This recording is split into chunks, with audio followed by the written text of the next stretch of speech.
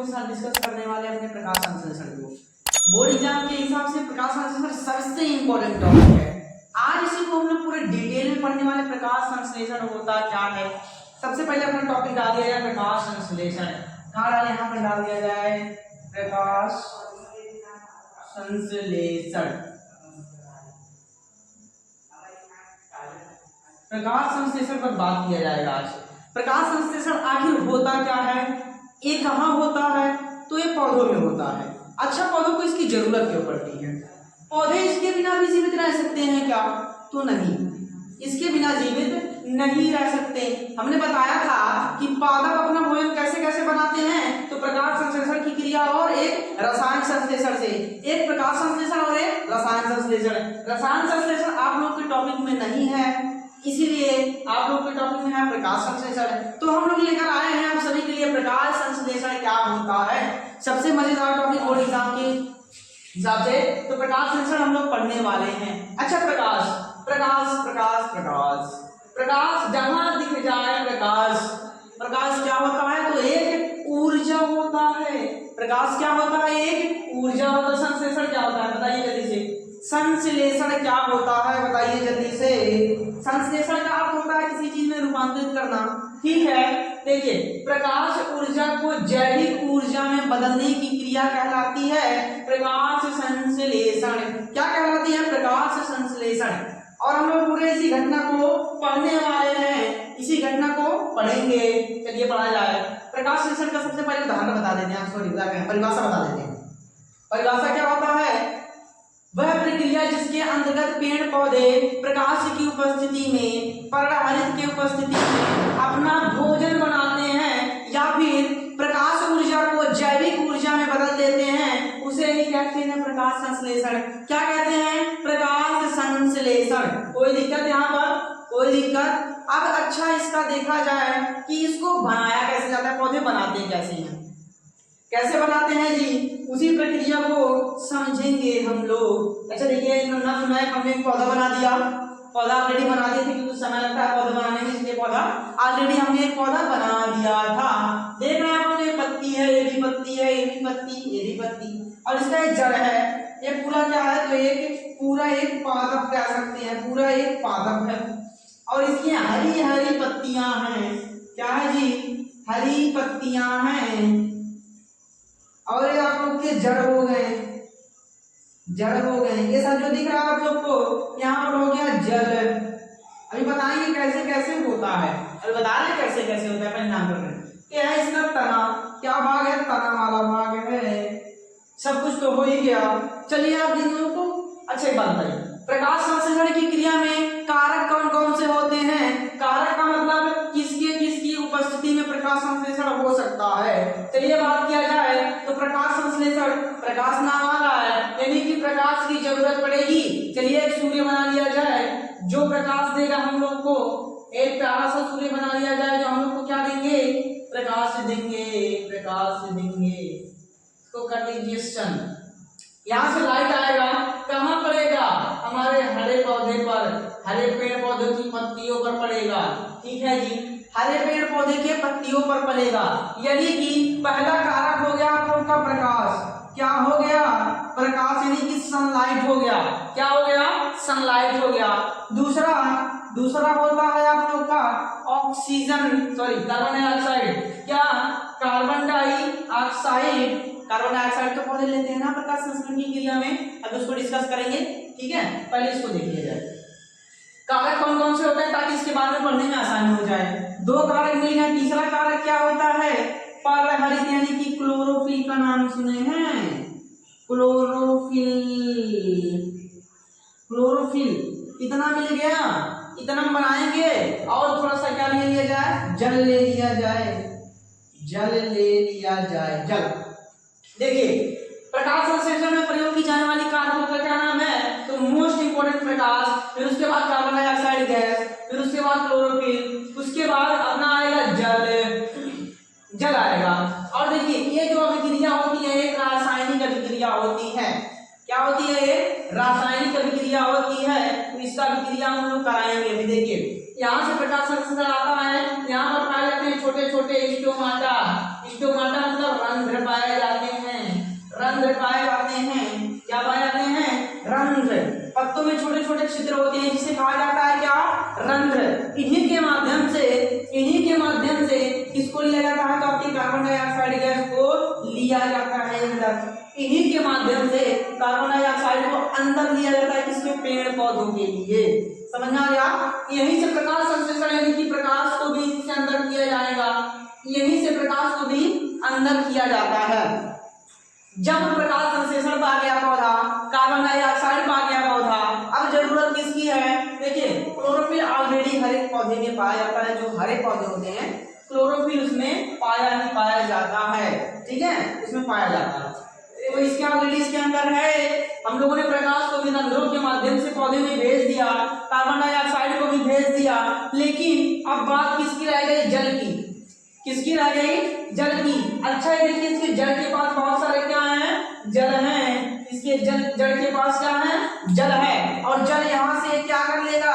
ले लेगा ऊपर। और कैसे जाता है इसको भी बताया जाएगा। सब संवहन पढ़ाएंगे हम आपको, संवहन के टॉपिक में बताएंगे जल ऐसे कैसे यहाँ तक पहुंच जाता है, कोई दिक्कत? ऑक्सीजन कैसे, कार्बन डाइऑक्साइड कैसे पहुंच जाता है? प्रकाश संश्लेषण, यहाँ से प्रकाश संश्लेषण कहाँ से? सूर्य, सनलाइट यहाँ पर पड़ी, अंदर कैसे गया, कैसे कैसे पौधे अपना भोजन बनाएंगे, उसी को देखा जाएगा। यहाँ से जल का अवशोषण हो जाएगा, जल ऊपर जाएगा, उसके बाद ये प्रकाश आ ही गया रंध्रों के माध्यम से, कार्बन डाइऑक्साइड भी के माध्यम से आ गया है। क्लोरोफिल ऑलरेडी यहाँ पर है, क्लोरोफिल ऑलरेडी यहाँ पर मौजूद था। देखिए जब ये अपना पौधा भोजन बना लेता है तो कुछ चीजों का उत्सर्जन करता है, यानी कि कुछ चीजों को, अपशिष्ट पदार्थों को बाहर निकालता है। यहाँ पर अपशिष्ट पदार्थ बनते हैं हम लोग के ऑक्सीजन। क्या बनता है? ऑक्सीजन। ऑक्सीजन गैस बनता है जो इसके माध्यम से बाहर निकालता है। क्या करता है? बाहर निकालता है और ग्लूकोज बना के रख लेता है। ग्लूकोज बना करके रख लेता है अपने काम के लिए। हम लोग एनर्जी क्यों लेते हैं? पौधों का एनर्जी तो यही है। हम लोग के अंदर ग्लूकोज होता है, इन लोगों में ग्लूकोज के रूप में क्या संचित होता है? ये ग्लूकोज जो होता है इसके रूप में स्टार्च के रूप में संचित हो जाता है। जैसे हम लोग मानव शरीर में ग्लूकोज में संचित होता है, वैसे इन लोगों में किसके रूप में संचित होता है? तो क्या कहते हैं उसको, किसके रूप में संचित होता है? जैसे बताएं आपको, बताइए जल्दी से। तो स्टार्च के रूप में संचित हो जाता है। कोई दिक्कत यहाँ तक? कोई दिक्कत? ऑक्सीजन को क्या करता है? कहता है तुम बाहर चलो, तुम हमारे काम का नहीं है। पौधे कहते हैं ऑक्सीजन हमारे काम का नहीं, इसको बाहर ले लो, इसीलिए ऑक्सीजन को क्या कर देते हैं? बाहर ढकेल देते हैं, बाहर फेंक देते हैं, और निरंतर यह प्रक्रिया चलती रहती है। अच्छा, आप लोग को दिमाग में आएगा रात में क्या ये लोग करते हैं? रात में तो प्रकाश संश्लेषण की क्रिया होगी नहीं, क्योंकि प्रकाश तो है ही नहीं। तो रात में ये लोग क्या करते हैं? पौधे क्या आप सांस लेना बंद कर देंगे? क्या श्वसन की क्रिया बंद कर देंगे? नहीं। क्या रात में पूरी प्रक्रिया उल्टी हो जाती है? वहां पर प्रकाश संश्लेषण नहीं बल्कि श्वसन होता है। श्वसन होता है। कैसे श्वसन होता है? तो यहाँ पर जैसे बताइए, श्वसन में क्या होता है? ऑक्सीजन को अंदर लिया जाता है और कार्बन डाइऑक्साइड को बाहर छोड़ा जाता है। तो सेम प्रक्रिया पौधे भी करने लगते हैं। लेकिन प्रकाश संश्लेषण में क्या होता है? तो कार्बन डाइऑक्साइड को अंदर लेगा और ऑक्सीजन को बाहर छोड़ेगा। लेकिन जब श्वसन करेगा पौधा रात में, क्योंकि रात में सूर्य नहीं होता है और प्रकाश इसको नहीं मिल पाता, जिसके कारण प्रकाश संश्लेषण की प्रक्रिया होनी संभव नहीं है। तो ये लोग क्या करते हैं? चलो खाली बैठे हैं, शोषण कर लिया जाए। तो शोषण करने के लिए इन लोगों को ऑक्सीजन लेना पड़ता है और कार्बन डाइऑक्साइड छोड़ना पड़ता है। इसीलिए कहा जाता है पीपल के पत्ते पेड़ के नीचे मत सो जाओ। रात में पीपल के पेड़ के नीचे मत सोना, बरगद के पेड़ के नीचे मत सोना। क्यों? क्यों जी? क्योंकि ये सारे ऑक्सीजन को अपने अंदर ले लेते हैं, बाहर क्या छोड़ देते हैं? कार्बन डाइऑक्साइड, जो हमारे शरीर के लिए क्या है? थोड़ा सा अनकंफर्टेबल है, अनकंफर्टेबल है। और जब उसके आसपास, बरगद के और पीपल के आसपास बहुत सारा कार्बन डाइऑक्साइड हो जाता है, तो हम लोग वहां पर ऑक्सीजन नहीं ले पाते हैं, जिसके कारण हमको घुटन महसूस होता है। क्या महसूस होता है? घुटन महसूस होता है। और हमारे गांव में सब कहते हैं, हमारे गांव में कहते हैं इसके नीचे भूत रहते हैं, लेकिन ऐसा कुछ नहीं होता है। क्या होता है जी? पीपल और बरगद क्या करता है? बहुत सारा कार्बन डाइऑक्साइड प्रोड्यूस कर देता है रात में, ऑक्सीजन रहित बना देता है अपने एरिया को, जिससे आपको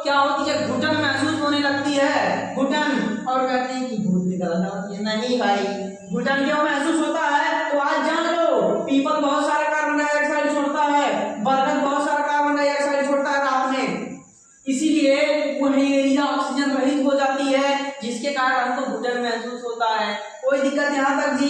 कोई दिक्कत? चलिए, कोई दिक्कत तो होना नहीं चाहिए वैसे, ठीक है। अब इसको एक किसके द्वारा समझ लिया जाए? एक प्रक्रिया के द्वारा समझ लिया जाए, कि मतलब पूरा आगे समीकरण ही बना के समझ लिया जाए, मजा आ जाए थोड़ा सा समीकरण बना के समझने में। समीकरण इसको इरेज कर दे रहे हैं, कोई दिक्कत?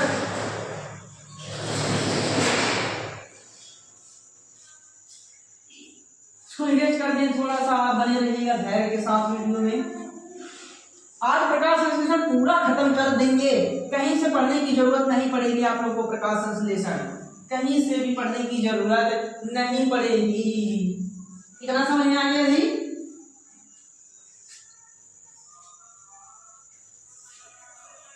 ये नहीं हो रहा है तो अच्छे से। चलिए आगे देखा जाए, इसका समीकरण क्या बन सकता है आप लोगों के लिए। आपके बुक में क्या दिया हुआ है? आपके बुक में वही सब दिया है, एनसीईआरटी में भी वही सब दिया है, तो एनसीईआरटी लोग टेस्ट नहीं करेंगे, एनसीईआरटी के आधार पर बताएंगे सब कुछ। देखिए आपके एनसीईआरटी में क्या रहा है, क्या कह रहा है? प्रकाश संश्लेषण को एक नाम से और जाना जाता है, उस नाम को कहते हैं कार्बन स्वांगीकरण। क्या? कार्बन स्वांगीकरण। स्वांगीकरण का अर्थ मैंने आपको बताया था जी, स्वांगीकरण का अर्थ जान लो पहले, नहीं तो कंफ्यूजन में रहोगे। एक कार्बन स्वांगीकरण क्या होता है?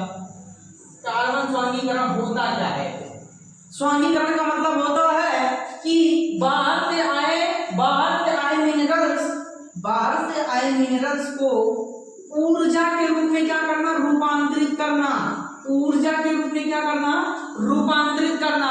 यह घटना कहलाती है स्वांगीकरण। क्या कहलाती है? स्वांगीकरण। जैसे हम लोग की बात की जाए मानव में, तो हम लोग बहुत सारा कार्बोहाइड्रेट, विटामिन, प्रोटीन, बहुत सारे एंजाइम लेते हैं। क्या? बहुत सारे मिनरल्स लेते हैं। अच्छा, इसको एनर्जी में बनने की प्रक्रिया, ऊर्जा क्या हम लोगों में ग्लूकोज के रूप में हमारे शरीर में संचित हो जाता है। इसमें या तो कह सकते हैं एटीपी के रूप में, या तो मानव के रूप में, ग्लूकोज के रूप में संचित हो जाता है एनर्जी। तो ऊर्जा बना कैसे भाई? बना कैसे वो अलग प्रक्रिया है। यह बनने की घटना को, यानी कि आपके शरीर में उपस्थित मिनरल्स से ऊर्जा बनने की प्रक्रिया ही क्या कहलाती है? स्वांगीकरण कहलाती है। यहाँ पर आई है बात कार्बन स्वांगीकरण की। किसकी? कार्बन स्वांगीकरण की। कार्बन तो बहुत अच्छे से पता है आप लोगों को, कार्बन तो बहुत अच्छे से पता है, यानी कि जटिल कार्बनिक जो होता है अपना पौधा क्या करता है? जटिल कार्बनिक अणुओं को किसमें बदल देता है?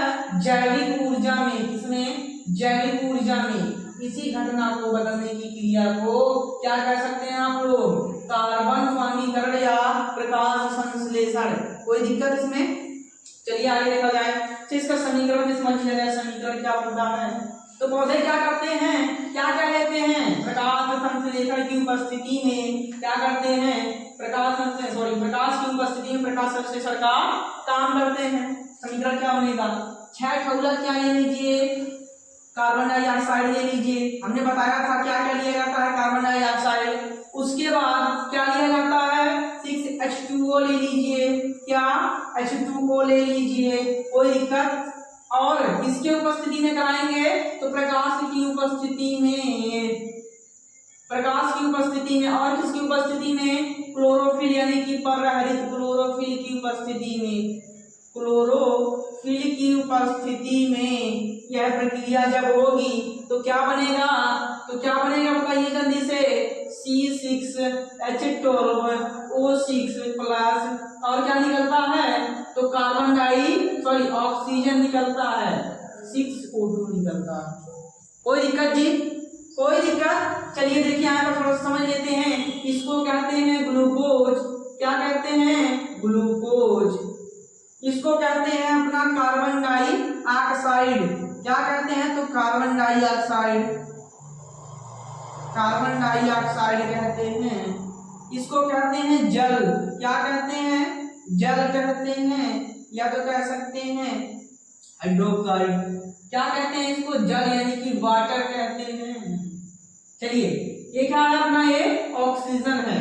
क्या है जी, ऑक्सीजन है, ये उड़ जाता है। ठीक है, कोई दिक्कत इसमें? देखिए आप लोग इस प्रक्रिया को करने के लिए 6 CO2 यानी कि 6 बार कार्बन डाइऑक्साइड को लेंगे और 6 H2O के अणुओं को लेंगे। उसके बाद इसको प्रकाश की उपस्थिति में, क्लोरोफिल की उपस्थिति में पौधे क्या बना देते हैं, ग्लूकोज बना देते हैं। क्या बना देंगे, ग्लूकोज बना देंगे। यही ग्लूकोज बाद में जाकर के पौधों में स्टार्च के रूप में, किसमें, स्टार्च के रूप में क्या हो जाता है, संचित हो जाता है। स्टार्च के रूप में संचित हो जाता है। कोई दिक्कत? कोई दिक्कत जी, कोई दिक्कत? चलिए ठीक है, आगे देख लिया जाए, आगे देख लिया जाए क्या होगा उसके बाद। अब सब क्या दिया है एनसीईआरटी के आपके लाइन में पूरा, अप्रकाशित अभिक्रिया क्या है, प्रकाश संश्लेषण के अंतिम उत्पाद। प्रकाश संश्लेषण के अंतिम उत्पाद यही तो है, यही तो है अंतिम उत्पाद। इसके बाद देखिए इसको इधर वाला जो होता है, इधर वाले को कहते हैं अभिकारक। क्या कहते हैं, अभिकारक। और इसको कहते हैं उत्पाद। इधर जो बनता है इसको कहते हैं उत्पाद यानी कि प्रोडक्ट, प्रोडक्ट कहते हैं। कोई दिक्कत इसमें? कोई दिक्कत? कोई दिक्कत जी इसमें? नहीं ना। चलिए आगे देखिए, कुछ दिया है कि है वही की बात बता होगा। देखिए पूछ रहा प्रकाश संश्लेषण के लिए आवश्यक दशाएं, तो हमने आप लोगों को पहले ही बता दिया था। उसके लिए क्या क्या होता है, तो आपका प्रकाश होता है, सबसे मोस्ट इंपोर्टेंट प्रकाश होता है, कार्बन डाइऑक्साइड होता है। फिर उसके बाद आप लोग जल लेंगे और अभिक्रिया करवाएंगे तो क्या बन जाएगा, क्लोरोफिल की उपस्थिति में अभिक्रिया करवाएंगे तो क्या बन जाएगा जी, ग्लूकोज बन जाता है और ऑक्सीजन बन जाता है। आशा नहीं, उम्मीद करते हैं लेक्चर पसंद आया होगा आप लोग को। यहीं तक था आपका प्रकाश संश्लेषण का सफर। चलिए मिलते हैं अगले वीडियो में, नेक्स्ट वीडियो में। तब तक के लिए चैनल को सब्सक्राइब कर दीजिएगा और वीडियो को लाइक कर दीजिएगा। इसी के साथ हम लेक्चर समाप्त करते हैं।